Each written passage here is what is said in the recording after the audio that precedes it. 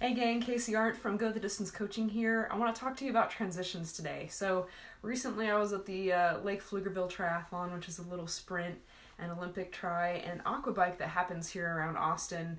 And there were only two of us, it turned out, in the Olympic aqua bike. I had no idea how many women were actually in it. We all started together with the Olympic tri ladies, and when the announcer started to announce the prizes, he called my name first and he said there were only 10 seconds separating these two women, and the gal who got up there for first place, I remembered seeing her on the bike course, and I just can't leave that alone. To have missed first by 10 seconds has really been bothering me, and so I was thinking about why that probably was, and I could have ridden that harder on the bike. To be honest, I think I lost it in T1. Because when I came out of the swim, I had no clue where my bike was. Has this ever happened to you? Have you ever lost your bike in transition or forgotten where you're supposed to put your bike back when you get back and you're trying to get on the run? So I want to give you 3 tips today. And we're going to try to get to some faster transitions. So sometimes the reason that somebody might be faster than you in transition is because they just run really fast. So fast runners, especially if there's a long run up from the swim, they have a natural advantage over those of us who don't run so quickly. But there are a lot of things that you can do, even if you're not a fast runner, even if you prefer to walk in transition, that can make you a lot faster. So number 1 is know where to go. When you are setting up your area in the morning, it's important, especially if you're like me and you're running around blind with no glasses on, you need to know exactly where you're going to go once you get from swim in to your bike, and then from your bike to the bike out.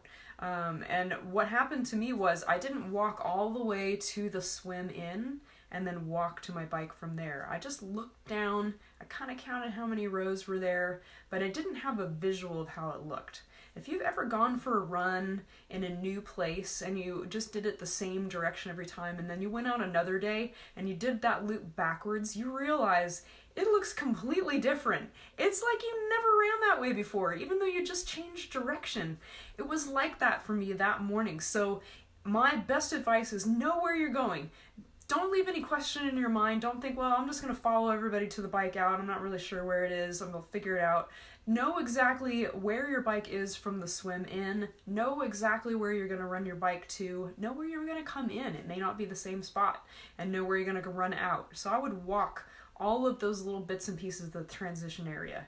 Now, if you have a check-in the day before, that means you can do all of this without the stress of the hustle and bustle of the transition area in the morning. You can walk all those things the night before and just really get really familiar with the transition area. A lot of people like to figure out where their bike is relative to something that's completely immovable, like a tree, a telephone pole, something like that. You can use those sorts of visual clues, or you could do like me, you could just count how many racks.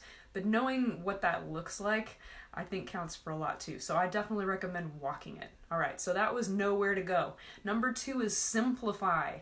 My very first half Ironman, when I got out of the water, I had to put my jersey on, I had to put stuff in my pockets. There was a lot of stuff going on, and that cost me a lot of time. So if you want to make your transitions fast, you need to simplify down to the bare essentials. If there's something that you need to carry with you on your bike, stick it to your bike somehow so you don't have to touch it.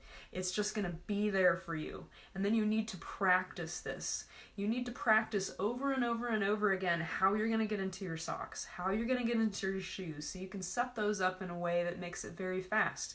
Maybe you're going to decide that you want to use some baby powder in your shoes so you slide in faster without socks.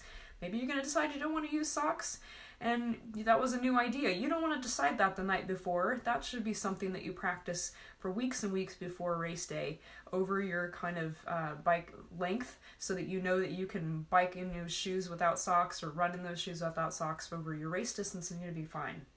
but you want to pare it down to the bare essentials. So even for 70.3, you want to keep this really simple. I know for Ironman, you start changing clothes and things get really complicated, but if you have practiced what you're going to do, then when your head is foggy, you don't have to be thinking. You can just go back to rote memorization. This is important. So if you're doing a new distance and you're carrying more stuff than you've carried before, don't leave those transitions to the day of the race to try to figure out what to do. Be practicing those. It's like every long bike ride is race day.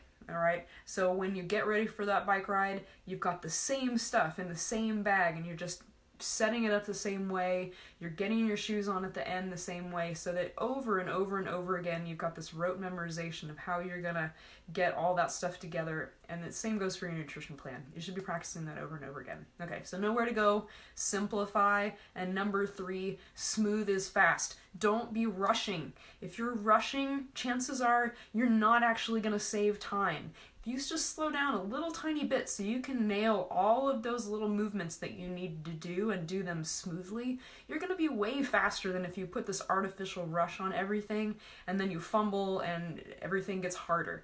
So practice that when you're practicing. Try doing it a little bit too fast and see what happens. Just take it down a little tiny notch on your speed and see if that makes everything smoother. Smooth as fast goes great for swimming too. If you're swimming smoothly, you feel really fast, but man, I really think it works for transitions. I have seen this in action. Matt Harmatuk is a sniper with the Austin PD, and he showed us how he transitions, and he did 2 different ones right back to back. And all he did in the second one was slow it down just a little bit, and no one could tell. It seemed just as fast. He went through the motions super smooth, and he was still really quick. So know where to go. Don't leave your trail through the transition area to chance. Know where you're going.